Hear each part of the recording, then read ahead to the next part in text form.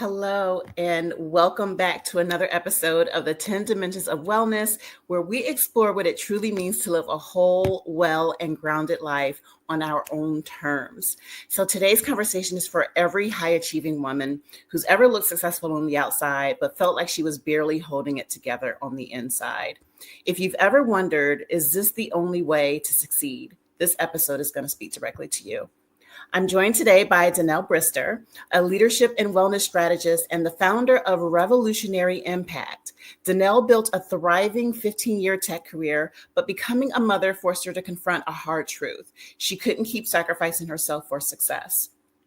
What followed was a deeply personal healing journey that led to her greatest professional growth, including a $50,000 salary increase without burnout or overfunctioning. Now she helps other high achieving women can reconnect with themselves so they can grow in their careers without losing who they are. In this conversation, we talk about the pressure to prove ourselves, the power of slowing down, what true leadership rooted in wellness looks like, and how coming home to yourself can be the most revolutionary act of all. So grab your tea, get cozy, and let's get into it. And welcome, Danelle. Hi, Nico. Hi, Danelle. How are you? I'm good. How are you? I'm good. It's good to see your face again. It's good to see you You too. look so glowy. Thank you. Thank you. I try to drink my water, stay well. Absolutely. It's showing, honey. So we're just going to go ahead and get started. And I wanted to start with the moment everything changed for you. What was it about becoming a mother that made you stop and say, I can't keep living like this? Yeah, that was a very interesting time. I essentially becoming a mom changed who I was. So Mhm. I had a lot of time before becoming a mom where I had a lot of energy too, mental Yeah. energy, physical stamina to like just grit and grunt to get the job done. But I knew that once I became a mom, in order to be the type of mom I wanted to be, something was going to have to change. But I also truly believed that it didn't mean like I was going to have to quit my job or Right. take unfulfilling job that like didn't mean anything to me, just to give me more time. So I've always kind of approached life like this is a problem that we just need to figure out. So I just had to figure it Right. Right. and I was also incredibly anxious after the birth of my child. So that started me on my like healing journey through therapy. I thought I was going in for anxiety, but therapy, I uncovered all kind of things. Yeah, well, this will kind of like feed into that. So you built this successful tech career. So on paper, everything is looking great, but inside, what's going on with you? I was crumbling inside. Honestly, my career was going better than I thought it was. I actually got promoted during my maternity leave. And most people would Wow. probably think, like, oh, that's great, you got promoted. But I was learning how to take care of a child, like a new baby into the world. I was becoming this other person. And then I went back to work, having to manage a new group of people. And then I was also over, it ended up being kind of like a global promotion. So I was also managing people in Latin America. So one thing is, I had my child right before the pandemic started. And I Mhm. worked in the banking industry. So banking essentially had to shift to be able to accommodate people not being able to come into the bank and do Right. and get their things done. So my company exploded. So suddenly I was over a US team, a Latin American team. I was trying to build that team at the same time. And I'm a very giving person automatically, and I was given in too many areas. I was given in too many areas. I'm trying to imagine right now having a newborn baby, going into a new position, having multiple countries, people in multiple countries that you're dealing with, and trying, and like you said, most people would think that that's, oh my gosh, I got this great promotion, and how many people get promoted while they're out on leave? That doesn't happen. But that's a lot on your plate as a new mom in a new role, and expected to keep all that together. Yes, it was so much. I essentially I did have to I just had to be strategic in how I navigated it. I had to decide what were going to be the most important parts of the role that I wanted to continue to own. Yeah. But I went through a reckoning of like I can't do this all by myself. Yeah. And I believe many women of color kind of go through this like, no, I'm the person that's supposed to do it. I know how to do it, so Mhm. I'm going to do it. Yeah. But I had to go through a reckoning with myself of like, you have to lay some of this down, buckle up and ask for help, as hard as it Yeah. might be. And there's many reasons we don't want to ask for help. We don't want to be seen as incompetent.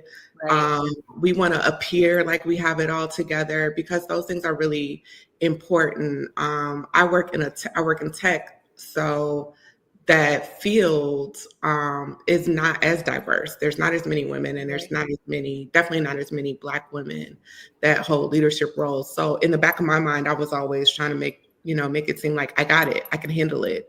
Um, Right. but what I found was that when I did finally sit down, figure out what was important to me, and actually ask for the help, I was met with support. So, And that's usually the case. I don't know why, especially as Black women, we feel like we have to wear the cape, and why it takes us to the point of burnout and depression sometimes, to like we don't have to hit rock bottom first mhm, to get things done. We have a support system if we just, reach out and ask for it. And I'm glad you did that. yes, me too. Um, so after your divorce, Mhm. things intensified for you. How did that pain become a catalyst for deeper healing? So here's the thing about divorce is there's never one person who did all the wrong things. Right. There, in your mind, you're like, this person did this and this is the reason that it happened. But I am very self-aware. And so that again caused me to like really start to evaluate what is going on inside of me and what did I contribute to the situation. But I Mhm. also knew I had to figure it out to make the um, best case scenario for our son. So I did, even though I was divorced from my spouse, I did want to figure out how can we make this work. Being two set now, we're not one unit, we're separate, but we do want to make the best situation for our son to be happy. And I knew I just didn't want to hold that like pain. I just didn't want to hold that in as I'm trying to raise my son. I'm trying to raise a young man in the world. And so I did a lot of like deep reflection around where wasn't I vulnerable? And again, the vulnerability, it's usually not in one place. Right. So I became vulnerable at work, asking for help. And then I had to become vulnerable also like with myself too, and what did I contribute to this and how am I navigating that scene. But as a single, now I don't call myself a single parent, I'm a co-parent. Yeah. But when my son is home with me, I'm doing it by myself. And so that I had to put up more boundaries. I had to say, hey, I can work from these times. And these are the times I'm not available to work because I'm spending this time with my child and I'm taking care of him. Yeah. And that's empowering you. The setting of the boundaries and letting people know upfront what you can and can't do gives Mm. you a lot of power. And that in itself is a catalyst for healing, and to be able to create a space of wellness, and you know what's going to happen. You can kind of control your immediate environment. So that's wonderful. It definitely does. Yeah. I mean, I think it all comes back to, again, being very clear on what is important to you, your Yeah. values, but then taking it a step past that and actually living in it. So I Yeah. can't say my relationship with my son is the most important thing, but then let work get in the way. I have to figure that out. Right. Mhm. Right. Can you walk us through your personal healing journey? Like, what were some of the first steps you took? So it's funny. I started therapy. My son, I think, was 4 months old. And I can remember my therapist telling me to do things that I was just not open to. She was like, just go outside and take a walk. And I was like, I don't want to do that. I don't want to walk. I mean, I was anxious and all these things. I said, I don't Yeah. want to walk down this neighborhood. I don't want to.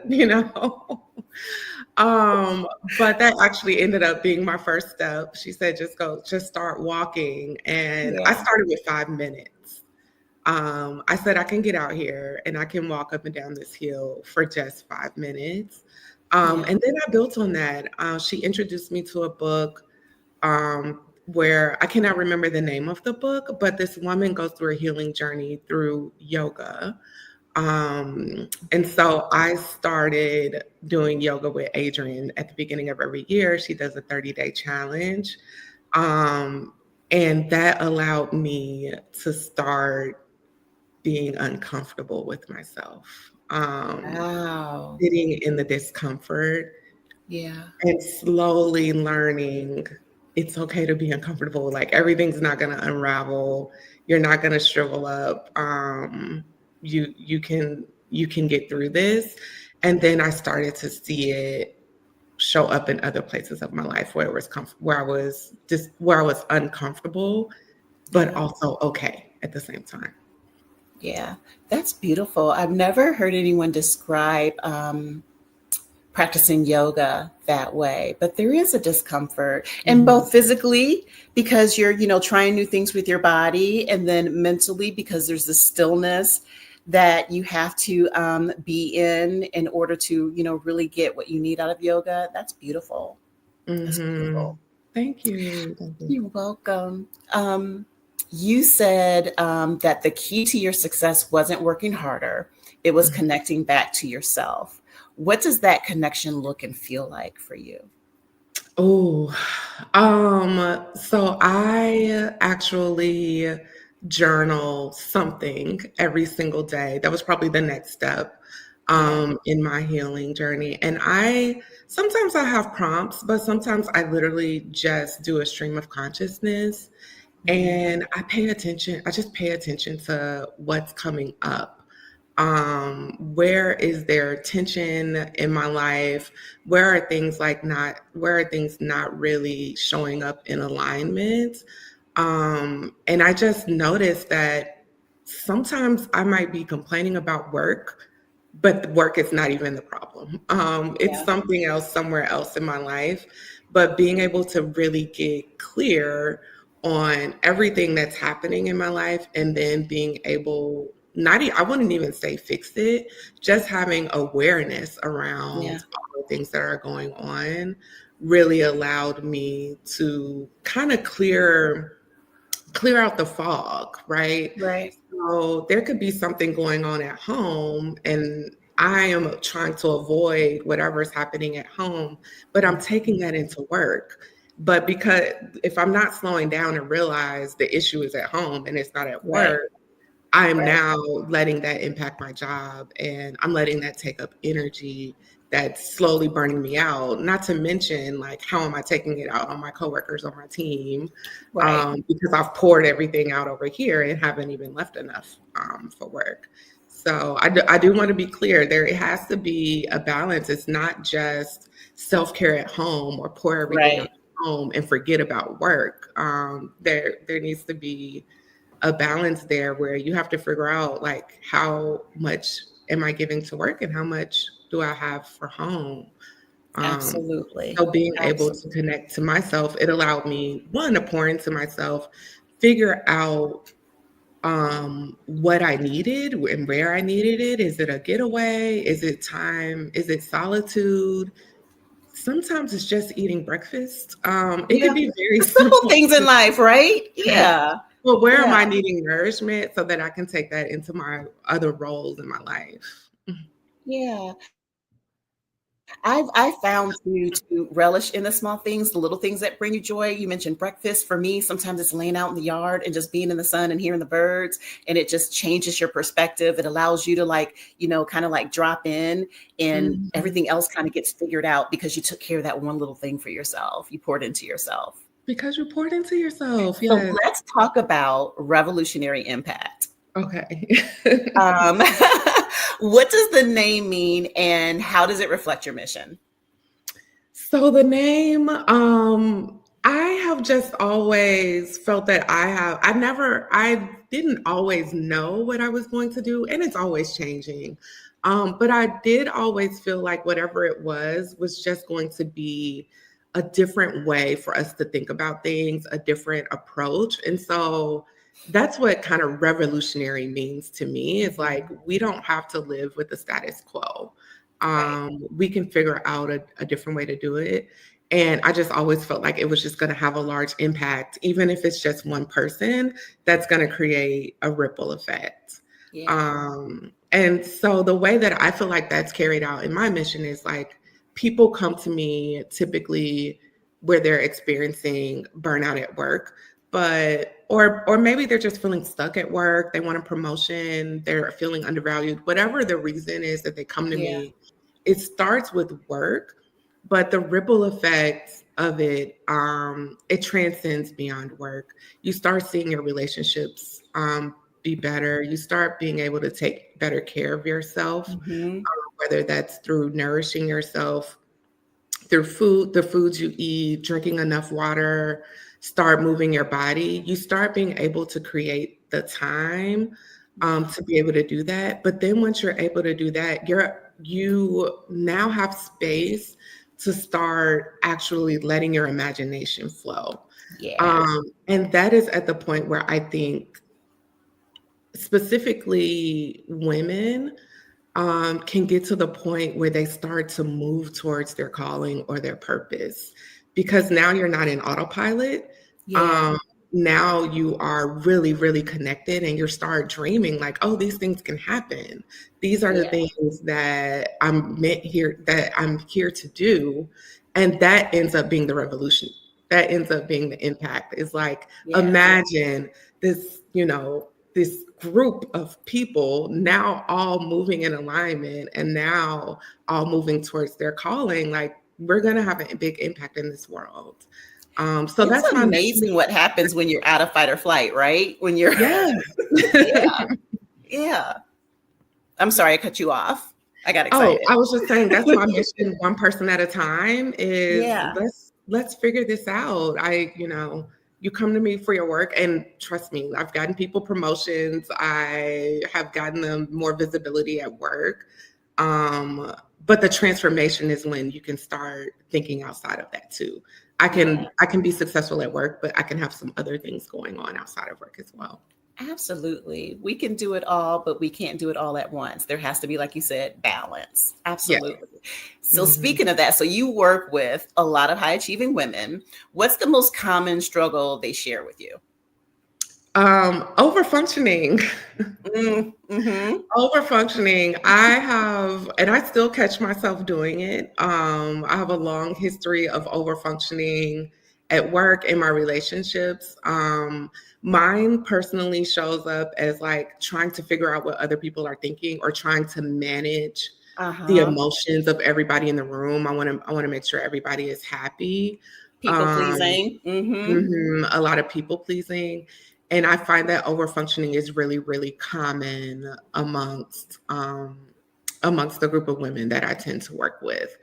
And many of us don't realize it, right? It's just what we've Yeah. seen and what we've adopted. Right. But once you have awareness on it, that you are able to like start cleaning it up slowly but surely. But it's like every problem, it doesn't have every problem doesn't need a solution, but two, it Right. doesn't always have to be you that figures it out. And you start to notice that even something that seems small or mundane begins to just eat at your energy. If I'm Yeah. sitting here and I'm trying to understand how to keep the peace amongst everybody, and I'm not letting them figure that out for themselves, or I'm trying to manage their emotions, that's an energetic leak that I'm Yeah. seeing now, because I'm Yeah. pouring it out. And now I'm disconnected from my main mission because I'm trying to connect to everybody else. Yeah. And it's almost like mothering at work. It's Mhm. like, that's not our job to manage Yeah. everyone's emotions. Everyone's an adult. They can manage their own, and people can problem solve on their own or in small groups. It doesn't always have to be us. We don't always have to run to the rescue. Yeah. And it's, Ooh, run to yeah, the it will rescue. Yes. run to the rescue. This was a question because I know I had to answer this for myself a while back, but how do you help women separate who they are from what they do? I always found that that was a hard line to untangle. It really is. It really is a hard line to untangle because I'm often introducing myself and I start talking about I'm a mother and da da da. Hmm. So you do have to kind of separate it, and it comes over time. And so when somebody works with me, I first unlock like, what is your goal? Hmm. And it's usually something very tangible. I want a 10% increase. I want this role. I want a new job. But by the time we start to unlock, like, what are your values? Why are you so connected to these values? What are some ways that you are living out these values and that you wish you could be living out these values?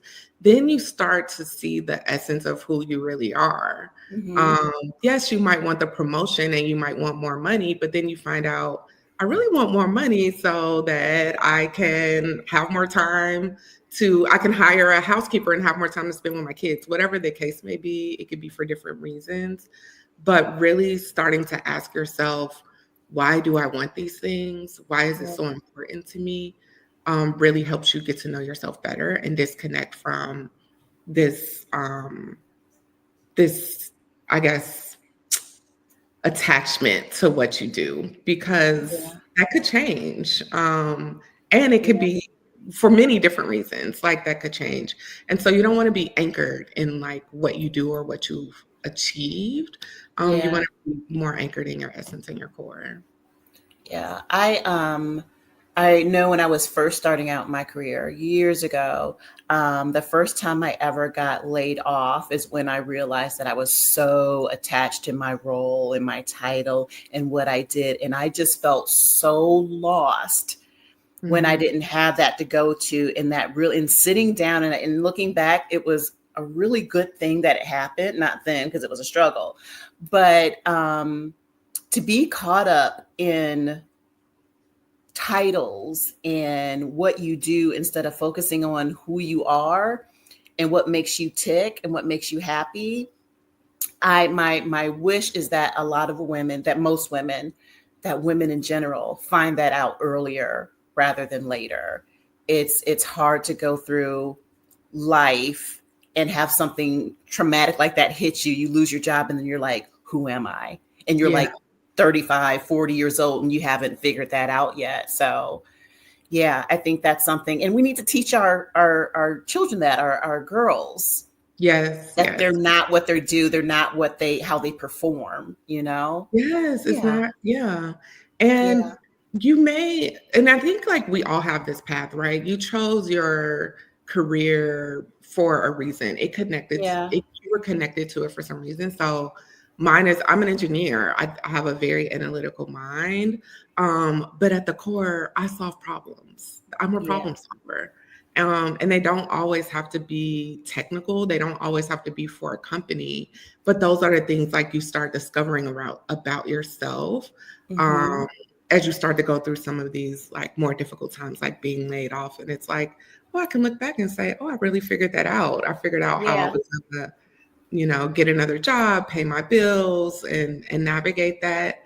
But you start to you're working towards something, and you should be, from a Yeah. very early age you're working towards something. But then when you really get the time, it's important to like take a step back, like, why did I want to become a doctor? What is my Right. connection to, okay, I'm a healer. That's very different from being a doctor. Yeah. You start Yeah. to embody that so much differently than just being a doctor. So yeah. Absolutely. Absolutely. So, in high performing women, sometimes burnout is hard to spot. What are some of the signs that we should be paying attention to? Because For sometimes sure. you're just going, you don't know, you just think that's who you are, right? Yes, and in my experience, people do not typically self-identify as being burned out. Yeah. So they're, unless if they have, you've already reached like a really far point, like you've had a nervous breakdown or something's happening with your health, and we don't want it to get to that point. So you do want to start recognizing signs of burnout as early as you can. And some of those things look like not being able to sleep through the night because there's too many things on your mind. Even if you got maybe 7 or 8 hours of sleep, you're still waking up exhausted and tired. You don't have good control over your emotions. You're constantly dysregulated. Like small things may set you off that may not normally set off the average person or may not set you off. Being very, I want to say unproductive, but like a lot of procrastinating, having a lot of brain fog, not feeling productive at work or at home. Those are also signs of burnout, just completely feeling overwhelmed with all of the things that you have to do.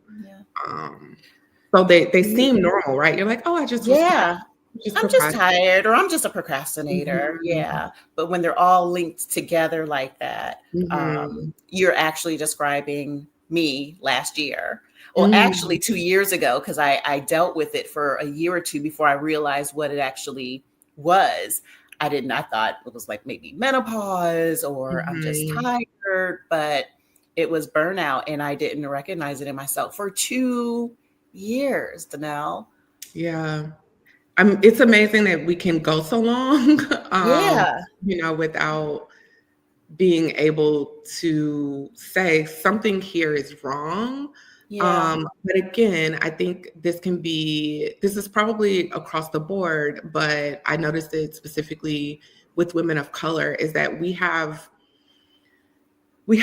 sometimes we have this identity of like, oh, I just need to push through a little bit longer, or I can handle it. Or I will constantly hear people say, like, talk about like what those that came, our foremothers and our ancestors, like what they have had to endure and overcome. But I would like to invite everybody to accept, yes, they did overcome all of this. And they did it for you, but also so that you can live an easier life. Not necessarily a life where you're doing nothing, but you don't have to you don't have to push yourself to get through sleepless nights, and you don't have to be in relationship with other people where you're constantly arguing or not getting along. We don't have to adopt the struggle. Yeah, we don't have to carry it. What are some of the myths around wellness that you wish we could unlearn, especially in Black communities and in corporate spaces as well? So one of the common things that I hear when it comes to wellness is not feeling like you have enough time. And I understand where that comes from. And I think specifically if some people watch me, like my wellness, my morning routine is top tier. I spend a lot of time on my morning routine, but I worked up to that. At the earlier part of this conversation, I said, I just started with a 5-minute walk that started me on my journey. So one thing I do want to say is wellness doesn't have to look like an escape for a whole day away from your life. It could literally just start with some minutes that you have to give back to yourself in any way that you want. I would say that is a place where you can start. Another thing is I think people think it has to look one way, like it has to look like yoga or it needs to look like 1 hour of working out every day, or you need to go for a run. Those things, yoga speaks to some people, it doesn't speak to everybody. So I would encourage everyone to try to figure out what is your lane. And for me, it's even changed over time. I started with yoga and I do it every once in a while, but now I love Pilates.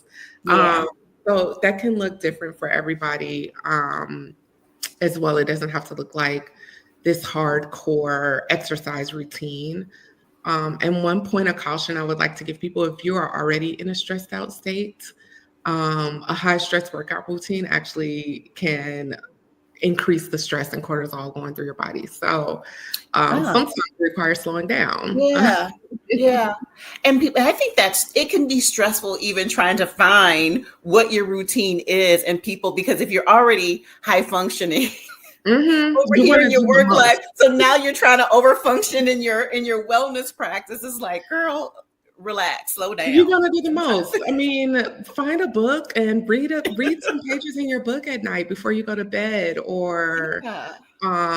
do one page of journal. Even if you wrote one line, something that just came to your mind, and you wrote that one line in a journal, that is wellness, and that's a place to Yeah. start. Yeah. Yeah. I started coloring. Adult coloring books have been like my Ooh. jam lately. And Cami, actually, Dear Black Woman, she has a an adult coloring book with all these pictures of these beautiful Black women, and or like some like shapes and different. It's and it speaks to the little girl in me that used to love Yes. to color. So yeah, it can look like pretty much anything that lights you up.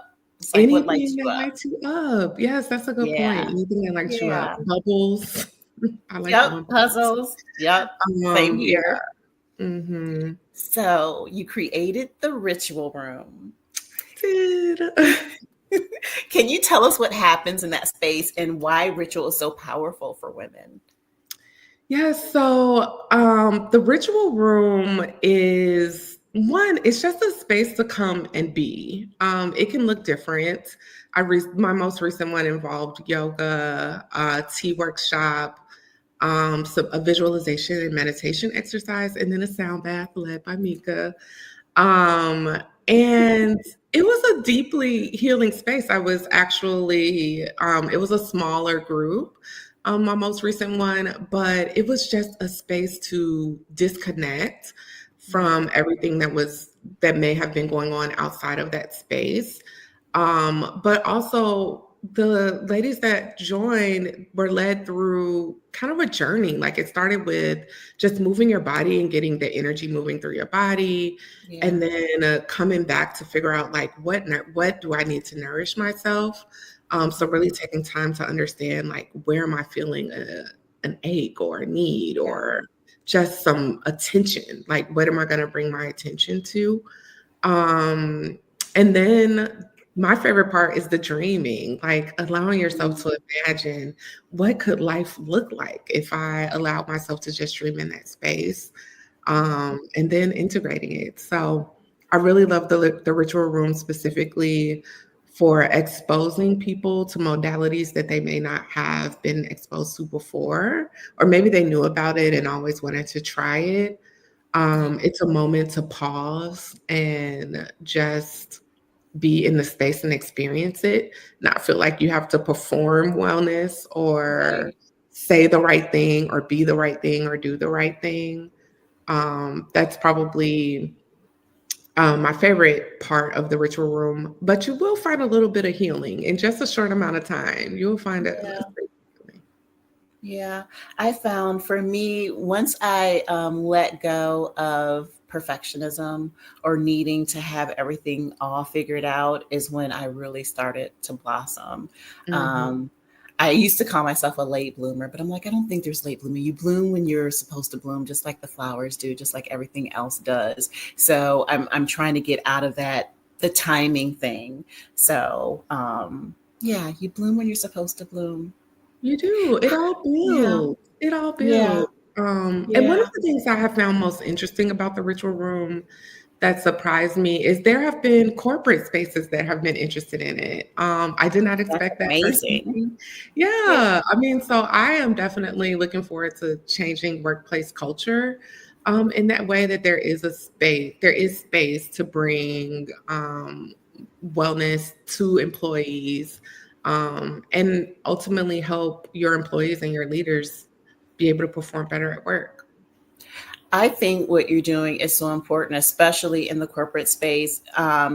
Things are shifting and things are changing, and we have like new generations coming into the corporate world, and they're not willing to do all this overwork, high performance. Like, they're going to perform well, but they're not willing to lay down their life for, these big corporations, and it's going to be up to them on how they survive and how they maintain and retain employees. So I think that you're on the cusp of something that can be amazingly big in this space. I don't know anybody who's doing that. Um, I think if I had something like the Ritual Room when I was still in corporate America, that maybe I would have stayed. Who knows, in corporate America, maybe it'll help people, find the balance that they need instead of, completely giving it up. I gave it up. I was just done. But I think it's a beautiful, beautiful business that you're starting, and you're going to help so many people. And I'm excited to see how far you're going to go with this. Thank you so much. You're Thank welcome. What's one small but powerful shift a woman can make today to start coming back to herself? Ooh, one small but powerful shift. I think that if you could find one moment in the day to center yourself and only like make the choice with only you in mind, that could be like the smallest thing you could do, whether it is, I need to be, at this meeting at whatever time, but I really need a drink of water, take a drink of water. Like to just start figuring out where you can choose yourself over all of your other responsibilities, because our life can be filled with responsibility. But taking a moment to really figure out where you want to choose yourself can really have a big impact over time, because once you do it once, it can start to grow and build on top of each other. Yeah. Small little steps towards you. Yeah. Yes. I know sometimes it can be difficult to combine. The corporate world and the wellness world are just literally polar opposites of each other. So what does it mean for you to be a leadership and wellness strategist, and how do you blend those two worlds? So for me, actually, I feel like I am the best example of a leader when I am taking really good care of myself.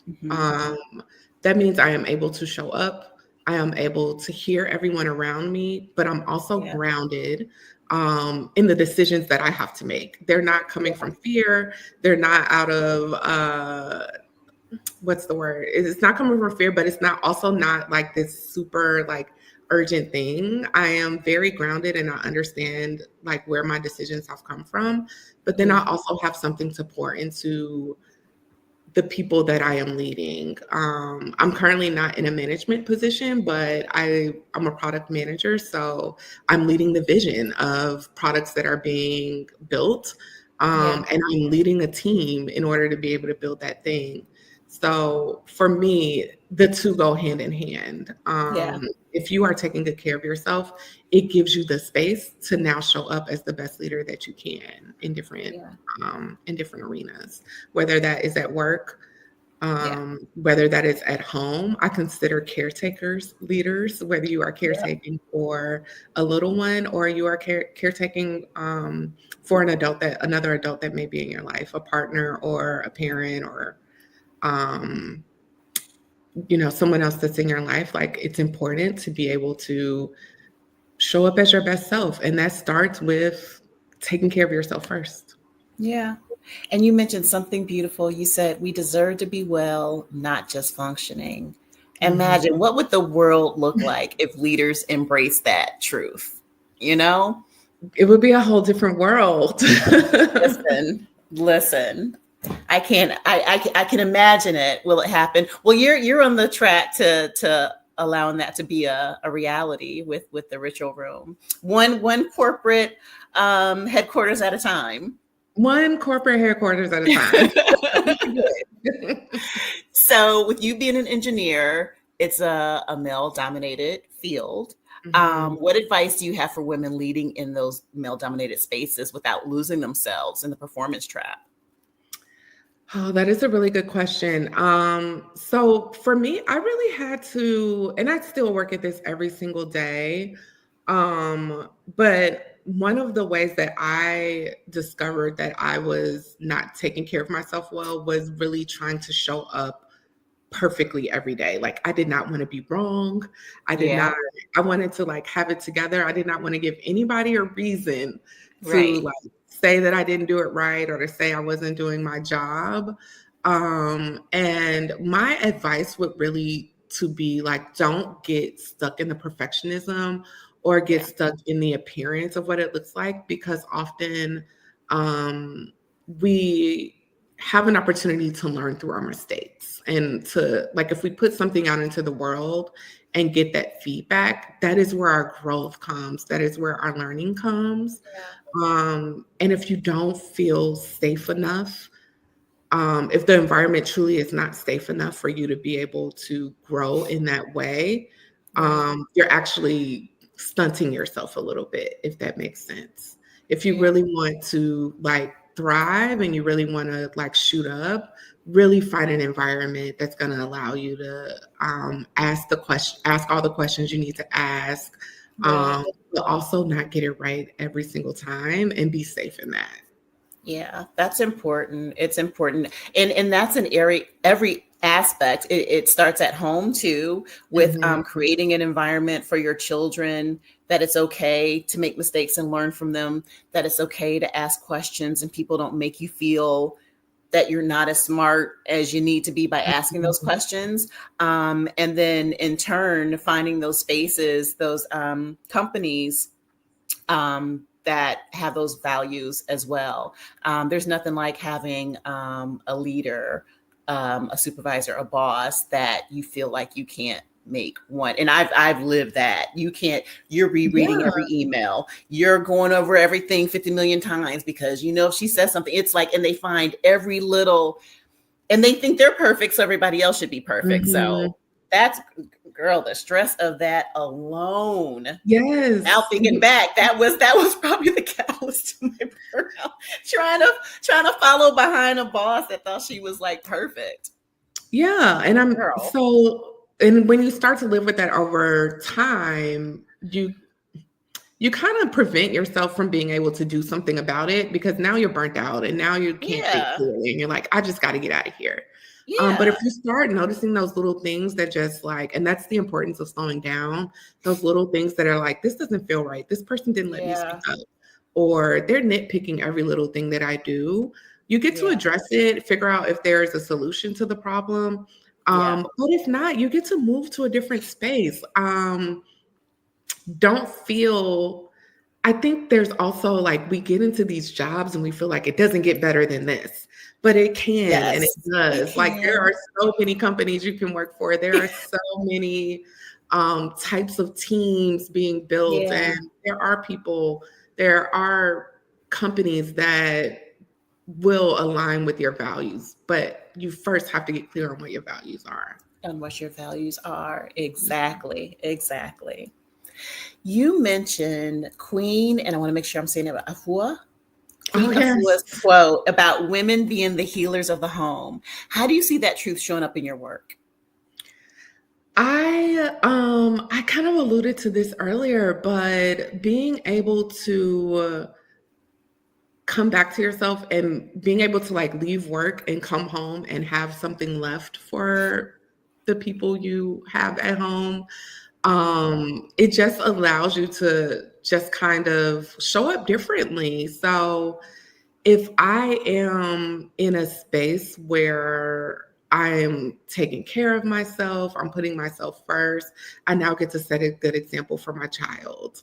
So that is one way that's healing. So my hope is that when I work with women, they really get to be a good example for those that are around them. They get to show other women like, this is a different way of living. They get to show their partner how now their partner can take good care of them too, and how their partner can be good support for them.